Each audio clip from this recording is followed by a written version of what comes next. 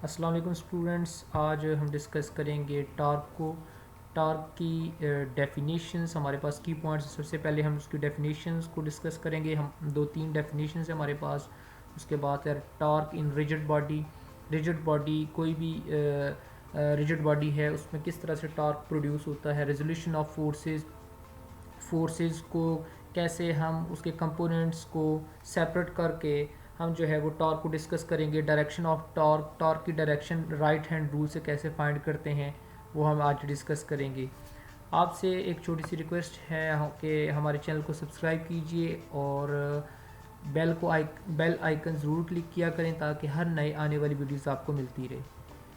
सो definitions हम start करते हैं। The turning effect of force produce in the body about an axis is called torque. अगर हमारे पास एक बॉडी है, फॉर एग्जांपल स्पैनर की बात कर लें, तो यहाँ पे जो टर्निंग इफेक्ट है फोर्स की वजह से, जो कि अगर हम फोर्स अपवर्ड लगाते हैं तो टर्निंग इफेक्ट अपवर्ड होगा। तो ये जो हमारे पास टर्निंग इफेक्ट है फोर्स की वजह से बॉडी पर अबाउट एन एक्सिस, इस एक्सिस के अराउंड, इसको हम टार्क बोलते हैं।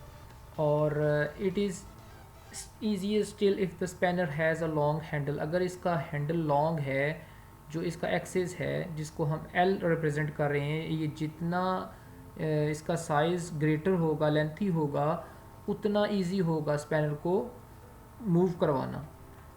अब इसकी एक और डेफिनेशन बनती है टॉर्क की। The product of magnitude of force and the perpendicular distance from axis of rotation to the line of action of force is called torque. हमारे पास जो फोर्स है, चाहे हम अपवर्ड लगा रहे हैं चाहे डाउनवर्ड लगा रहे हैं, इससे टर्निंग इफेक्ट पैदा होता है। इस फोर्स का मैग्नीट्यूड और जो परपेंडिकुलर डिस्टेंस है, ये perpendicular distance from the axis of rotation, ये जो है ये to the line of action of force की तरफ होता है। यानी कि अगर हम परपेंडिकुलर डिस्टेंस एल को और प्रोडक्ट और मैग्नीट्यूड ऑफ फोर्स जो है, जो कि परपेंडिकुलर लग रही है, इस दोनों का प्रोडक्ट लेंगे तो हम इसको टॉर्क बोलेंगे। थर्ड डेफिनेशन हमारे पास आएगी। The moment of force can also be defined as the vector product of the radius vector from the axis of rotation to the point of application of the force. कि यहाँ पे हमारे पास अगर radius, ये ऊपर वाली ही डेफिनेशन है लेकिन वर्डिंग चेंज कर दी गई है। यानी कि radius vector from the axis of rotation, ये जो है ये हमारे पास क्या है, radius vector from the axis of rotation to the point of application of the force. और जिस तरफ हमारे पास ये to the point of application of force है, एंड द फोर्स वेक्टर, यानी कि जिस तरफ फोर्स लगाई जा रही है, इसका इन दोनों का प्रोडक्ट लेने के फोर्स और जो हमारे पास radius vector from the axis of rotation जिसको हम एल से प्रेजेंट कर रहे हैं, इसका प्रोडक्ट टॉर्क कहलाएगा। The SI unit of torque is newton metre. Torque का यूनिट न्यूटन मीटर होता है। अगर मैथमेटिकल फॉर्म में लिखते हैं हम, तो tau is equal to R cross F है। आर का मैग्नीट्यूड यानी कि रेडियस जो है, यानी को रेडियस वेक्टर कहा हुआ है, जनरल इसको हम मोमेंट आर्मी कह सकते हैं, इसका मैग्नीट्यूड, और फोर्स का मैग्नीट्यूड साइन थीटा एन जो है वो यूनिट वेक्टर होगा। Torque in a rigid body, यहाँ पे अगर हमारे पास एक बॉडी है तो उसके ऊपर जो फोर्स लग रही है उसको कैसे हम जो है वो उसका कौन सा कंपोनेंट लेंगे उसको हम डिस्कस करते हैं। Consider a force F acting on a rigid body at point P. Point P के ऊपर जो है फोर्स लग रही है। R is the position vector of P with respect to pivot O. अब आर जो है, ये पोजीशन वेक्टर है पॉइंट पी का, जो कि ओ से पिवट पॉइंट जिसका ओ है, and theta is the angle between F and R. Force और ये जो आर है, ये आर वेक्टर के दरमियान जो एंगल बन रहा है उसको थीटा कहते हैं।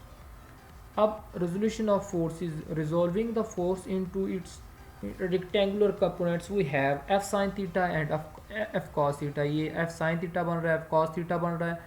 एफ साइन थीटा किस वजह से बन रहा है, ये component of force perpendicular to R है, यानी कि ये आर की डायरेक्शन ये है, जबकि हमारे पास जो एफ साइन थीटा है ये परपेंडिकुलर टू आर है, जबकि एफ कॉस थीटा जो है ये क्या है, पैरेलल टू यानी कि along the direction to R है।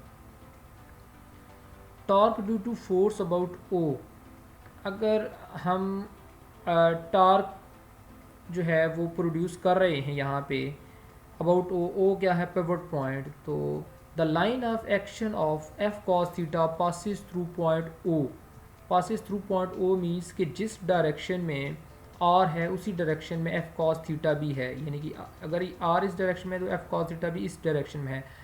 इसका मतलब ये हुआ कि जिस डायरेक्शन में आर है उस डायरेक्शन में फोर्स होने से कोई टॉर्क प्रोड्यूस नहीं हो सकता, so the torque due to this component is zero. So torque क्या होगा, हमारे पास ज़ीरो होगा। Hence torque due to force F is equal to the torque produce to the F sine theta is given by, torque जब produce होगा उसका F sine theta component इसमें involve होगा और हम इसको लिखेंगे tau is equal to R F sine theta. R F sine जो एफ साइन थीटा है ये आर के साथ मल्टीप्लाई हो जाएगा, are F sine theta in vector form, इसको हम आर प्लस एफ लिखेंगे, यानी कि ये हमारे पास वेक्टर प्रोडक्ट है। सो हमारे पास ये सिंपल सी डेफिनेशन थी, torque due to movement arm.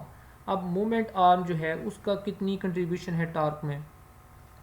अब यहाँ पे देखें, अगर फोर्स हम इस डायरेक्शन में लगा रहे हैं जो कि हमारे पास एफ साइन थीटा था, हमने पहले डिस्कस कर लिया, इसी तरह आर जो होगा, आर के साथ जो इसका परपेंडिकुलर कंपोनेंट होगा फोर्स के अलोंग आर साइन थीटा, तो ये इसमें इन्वॉल्व होगा सिंपली। तो हम आर की जगह क्या लिखेंगे, आर साइन थीटा, तो आर की जगह आ गया R sine theta, force R और एफ को मल्टीप्लाई किया R F sine theta, torque का हमारे पास आ गया R F sine theta, and यहाँ पे यूनिट वेक्टर है, और अगर वेक्टर फॉर्म में लिखते हैं तो साथ इसके यूनिट वेक्टर आएगा, और वेक्टर फॉर्म में इसको हम लिखेंगे आर क्रॉस एफ की सूरत में भी लिख सकते हैं।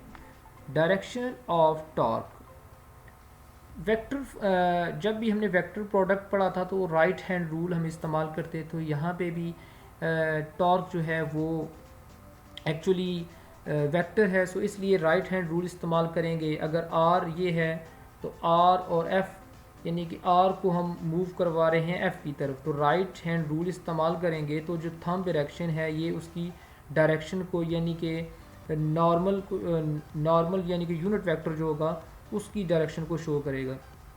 सो हम कहेंगे where N represent the direction of torque, यानी कि ये इस तरफ होगा नॉर्मल वेक्टर जो होगा जिसको हमने एन से रिप्रेजेंट किया हुआ है, जो कि यूनिट वेक्टर है। डायरेक्शन ऑफ टॉर्क बताता है and is perpendicular to the plane containing R and F, अगर ये एक प्लेन है उसने आर और एफ को कंटेन किया हुआ है तो ये परपेंडिकुलर होगा जो यूनिट वेक्टर होगा। It can be found by right hand rule. कुछ पॉइंट्स हमारे पास important point, torque is the counterpart of force for rotational motion. अब जो रोटेशनल मोशन में फोर्स होती है, टॉर्क उसका काउंटर पार्ट है, मतलब कि रोटेशनल मोशन में जो फोर्स होती है उसको हम टॉर्क कह सकते हैं। Torque plays the same role in angular motion as force play in linear motion. जब भी कोई ऑब्जेक्ट एक स्ट्रेट लाइन में मूव करता है तो उस वक्त की जो उसके ऊपर फोर्स अप्लाई होती है उसको हम सिंपली फोर्स कहते हैं, लेकिन अगर कोई ऑब्जेक्ट एंगुलर मोशन में होगा तो उस वक्त हम उसके ऊपर उस ऑब्जेक्ट के ऊपर जो एंगुलर मोशन में होगा उसको हम उसके ऑब्जेक्ट को के ऊपर जो लगने वाली फोर्स है उसको हम टॉर्क बोलेंगे। Torque determines angular acceleration as force determines linear acceleration. जो फोर्स होती है उससे हम लीनियर एक्सेलरेशन को डिराइव कर सकते हैं, जबकि एंगुलर एक्सेलरेशन को हम टॉर्क से डिराइव करते हैं। Anti clockwise torque is taken positive and clockwise torque is taken negative. जब भी एंटी क्लॉकवाइज डायरेक्शन होगी टॉर्क की तो उसको हम पॉजिटिव कहेंगे, और क्लॉकवाइज डायरेक्शन होगी तो उसको हम नेगेटिव बोलेंगे।